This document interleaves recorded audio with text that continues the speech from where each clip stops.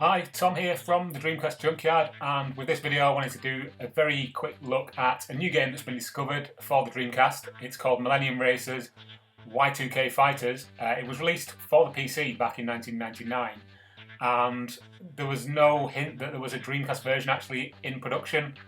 Fast forward to 2017, and a guy called Kuririn84 and his compadre, a guy with the awesome internet name of Japanese Cake, have found this game on an old Dreamcast dev kit, extracted it from the dev kit, and it's now playable in a Dreamcast.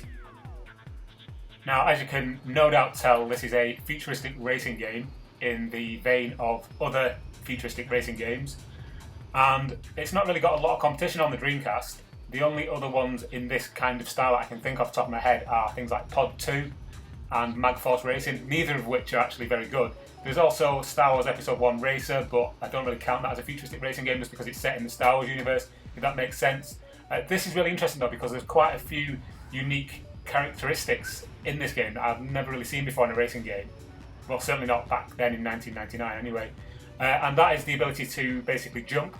So you can jump at will through hoops to get speed bonuses and that kind of thing. The tracks are pretty inventive, to be honest. There's lots of tunnels. Obviously, I'd seen things like this in like F-Zero X before this, and even things like Stun Runner. So it's not a new thing, but certainly on the Dreamcast to have these kind of like circular tubes and jumping through hoops and that kind of thing. It's quite original, really, for the Dreamcast. Okay, before I go any further, I just want to give a huge shout out and a thank you to a guy called Eric Fredella, who is a member of the Dreamcast Junkyard Facebook group, who's the guy who actually turned this GDI file that was released by Japanese Cake into a bootable CDI file that you can put onto a CDR and then play inside a normal Dreamcast. So thanks to him. Right, let's jump into it. This is the main menu. There's several modes of play. You've got an arcade mode, Grand Prix mode, which is like a championship, Ghost Race, as you would imagine. There's a two-player mode, which I haven't tried yet, and View Lessons is quite interesting because what it does is it gives you tutorials on how to play the game. They're not massively advanced, but they do show you how to do advanced tricks like jumping through the hoops, as I mentioned earlier. The Grand Prix has two different difficulty settings, and the maps are actually quite big, the tracks themselves, and because you do have to do like 5 laps or 7 laps, it can take quite a long time to actually get through the races. So you can see here the characters are quite stylized. The bikes are all kind of like Tron style vehicles, even though like the light cycles but without wheels. I don't know if I'm talking rubbish, but that's the kind of vibe I get. And here we go, we've got 11 different tracks. They're all kind of set on different planets or in space, and yeah, they're all quite unique. Some of them share similar characteristics, but yeah, let's go back into the game and I will describe some of the features of the game. Okay, so accelerate is with the right trigger, and you've got a jump button which is on the A button, and yeah, steering is with the analog or the digital pad. You need to jump through these hoops here, these spinning things. They give you a speed boost. If you go onto the track that's got like a kind of circuit board effect on it, as I'm doing here, it gives you a speed boost, and it also fills up your boost meter, which is in the top left of the screen. Holding down both triggers at the same time gives you a boost. Unlike in other games which have a boost feature, you don't have to do like a first lap or go past a certain point before you can boost. You can basically boost straight from the start, which is quite interesting. Also, you will note that as I'm riding around the course, the enemy riders that I'm racing against, they get this kind of reticule around them. That's not because there's any like weapons in the game. It's just, I think, to show you that somebody's overtaken you, because there aren't any weapons in the game as far as I can tell, which makes it a bit odd considering it's called Y2K Fighters. But yeah, for the most part, it's quite a good looking game in my opinion. Considering this was due to be released, well, we don't really know, to be honest. Obviously it was created and released for the PC in 1999, so I'm guessing it would have been around that time or later in the Dreamcast life.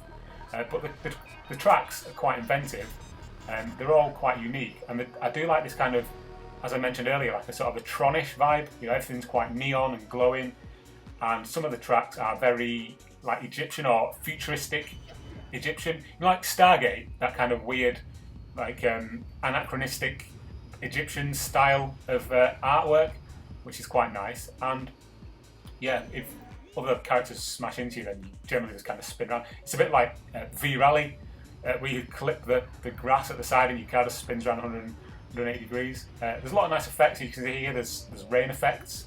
There's lots of nice incidental background details. And I do like the way that the courses are like on multiple levels. So you've got, I was going to say walkways, but obviously you're not walking, you're kind of riding this bike thing. As you can see here, there's like gangways above you and below you, quite open, huge open spaces. And for the most part, the game doesn't choke at all. There's no frame rate issues. Now, I know what you're thinking, you're looking at this video and you're thinking, yeah, but Tom, it doesn't look that good. Why are you banging on about it looking so great and being amazing? Well, the only other futuristic racing games in this kind of mould on the Dreamcast are Magforce Racing, which is what you can see on the screen now, which, in my opinion, is pretty dire.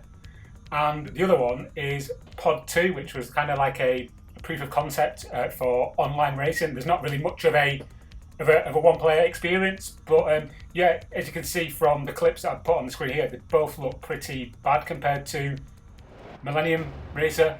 So that's why I just wanted to compare them. Obviously, there's things like Wipeout on the PlayStation is better, and even things like Looney Tunes Space Race, which is not really a futuristic racing game, but it's got a futuristic setting, and you've got things like Trick Style.